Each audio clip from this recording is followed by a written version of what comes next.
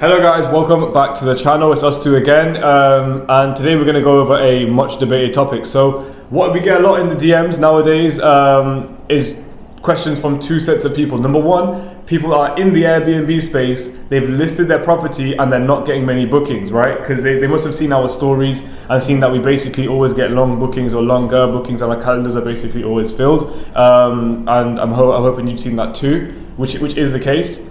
So we get questions from those people. And then secondly, we get questions from people who aren't yet in Airbnb. They want to get into Airbnb, but they're a bit like maybe tentative because they feel that they might not get booked out or anything like that. So the point of this video is basically we've condensed thousands of pounds, maybe even tens of thousands of pounds of knowledge, years of experience into 5 steps for you. These 5 steps will basically teach you how to take your booking or your listing, from a regular listing to something that's a high performer and a winning listing, really. So if you've seen on Instagram, sometimes we break down some listings and say what's good, what's bad about them.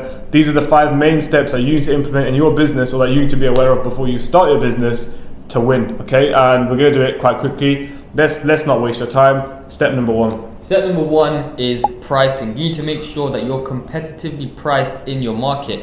If in your market 2-bed flats, for example, are priced at 150 a night, you shouldn't be in a silly radius away from them. You should be in the same radius as 150 per night. I don't know, you can have a pool table, you can have a hot tub, but that still doesn't mean that you're able to price yourself so ridiculously high that because no one's going to book you. Simple as. If the market says 150 is the price that is booked most frequently, 150 or around that is exactly what you should be pricing your property at.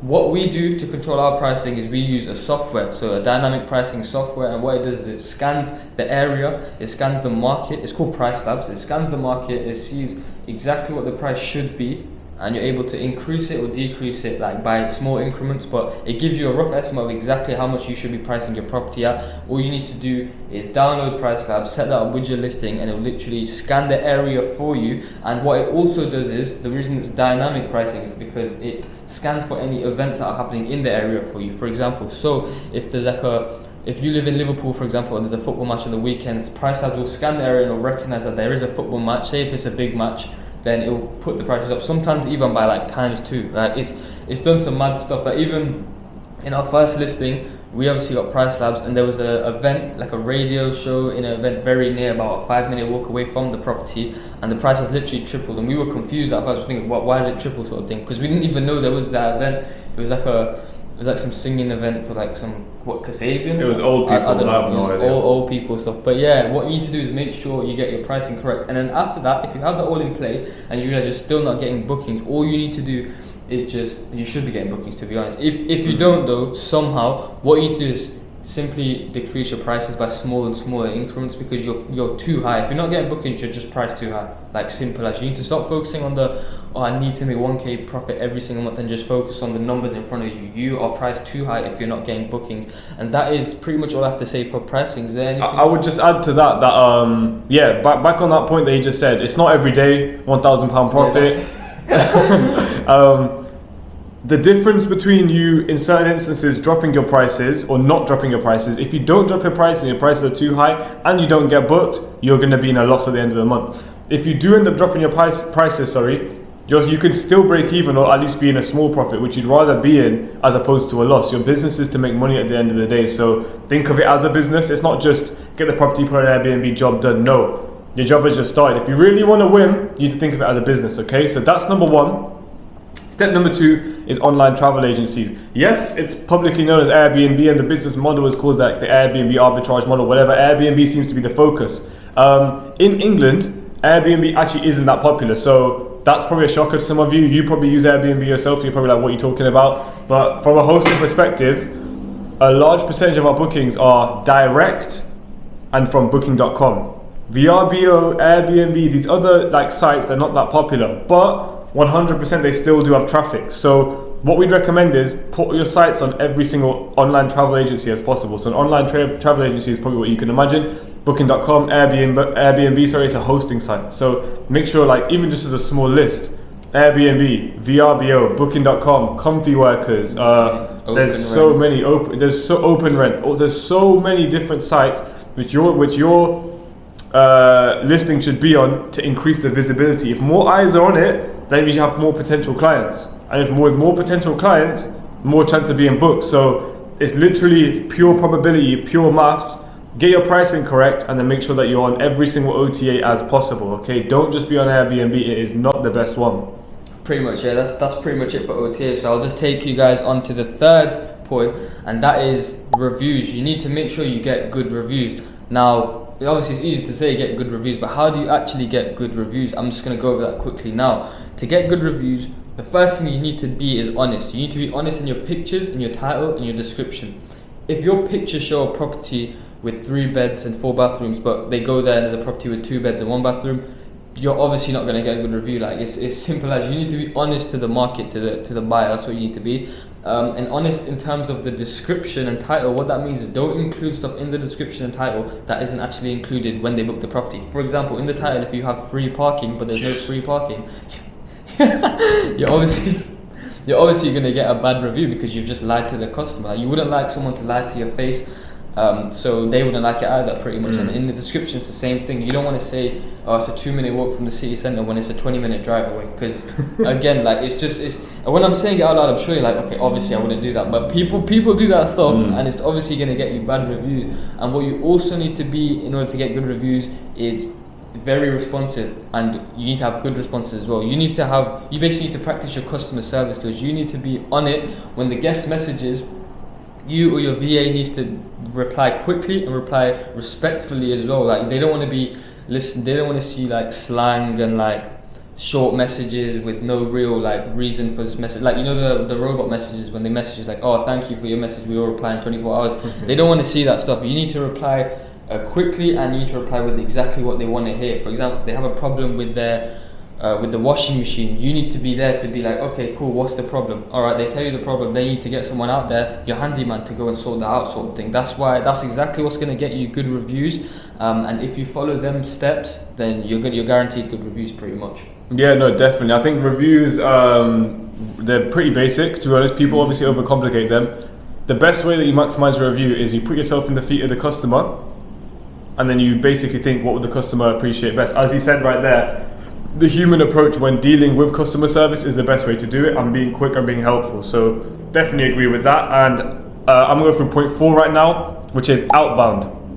You're probably thinking, what do you mean by outbound? Right, you want bookings, okay? You have a property and you've listed it on these OTAs, you've priced it correctly, your reviews are sound. But some people, yes, you'll have good reach if you put it on every OTA, but some people will not know that your property exists, right? And some of those people that don't know should know, such as insurance companies, the council, contractor companies. There's all of these companies that you can find online. Literally just use your logic. If you ever see a van and you see builders walking around it, take a picture of the van, Google it later. That usually means that they have workers in the area. That's what that means. If you're walking by and you see it, that means they have workers in the area. And what you could do is give them a ring and see if they have any more workers, or see if their workers are paying a high price. Because if not, you can get them a better rate. Do you know what I mean? It's outbound. It's being proactive. It's making sure that you're like being pragmatic and getting those bookings in. Because at the end of the day, you can't just sit there and cry and expect bookings to come in. Outbound is one of the best ways you can possibly do it. So obviously, step 1, 2, and 3 are great. You should get those sorted. So when people land on your page, it looks good. But then when you do outbound, it drives more people to land on your page effectively. That makes perfect sense. So that's point number 4, and it's a really, really big one. Yeah, literally, like, outbound is insane, because you have insurance companies, when their houses flood and stuff like that, they call the insurance company, and obviously the insurance company needs properties for them, and then the only way that they're going to know your property is available is if you contact them. So make sure you're calling as many as you can, and if you're struggling on finding them, literally just Google insurance companies and they'll come up, sort of thing. It goes the same with the council. They need people they have to accommodate. So people who have, for example, are just coming to the country and are struggling to find a property, they're going to reach out to the council, and the council will obviously need properties that they can put them in, and they will know that your property is available until you let them know, sort of thing. And that goes the same with contractor companies as well. So that leads us on to the 5th point, and that's the last point of today's video, and that is to optimize your listing. Now, optimize your listing means your title. So what your listing is your title, your description, and your professional photos. Them 3 things. First of all, I've seen listings without professional photos, and that's wrong. Like, you don't do that at all. It does not look attractive at all, isn't it? You obviously don't like money if you don't have professional pictures. That's what I'm saying. Spot on, exactly that. And it's you don't want to see that as a customer as well. You're looking at somewhere to stay. You want good pictures at least. If you don't have good pictures, they're not gonna have good service. Probably gonna have cold water as well, and you need to also change your title and your description ever so like frequently, but you don't have to change them completely. For example, like change the adjectives you use in your title. You want to have a good title as well. You don't want to have house in city centre. You want to have a title like luxurious 4-bed house near city centre, line free parking sort of thing. It tells you how much how many people can sleep in the house. Tells you how big the house is. It gives a nice adjective as well. Luxurious is something you want to hear when booking a property, and also tells you that there's free parking and mentions an amenity, which is obviously fantastic. And that goes the same with your description as well. What you want to do is a secret thing that not a lot of people say, but they do, is that they call out their target audience in the description. If you're looking to host contractors, mention contractors in the description. If you're looking to accommodate long staying guests, mention that in your description. Like, it genuinely works a lot. People know what they want once they're told they know what they want. For example, so if you're a contractor and you're looking, you see 4 contractors, you're gonna go towards that one automatically, sort of thing. So that's what you need to do, and you need to change that ever so frequently. So probably I'd recommend, if you change that twice a week, you'll be completely fine. If you want to do it more, that's up to you, but you can't be doing less than twice a week. Twice a week is like the minimum, for example. And what that does is it just boosts your listing in the actual rankings. When someone types in your area with your property type as well,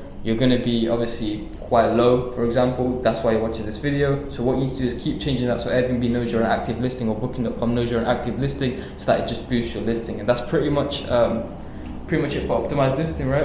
That is it, man. That is it. Well covered and really, really well explained. That's it. That's our 5 main points. If you did find that helpful, by all means comment down below. If there's anything we could clear up more, comment that down below. And all we ask that you subscribe, support, and let us know what we can do better, guys. Thank you so much for your time, and we hope to see you soon, okay?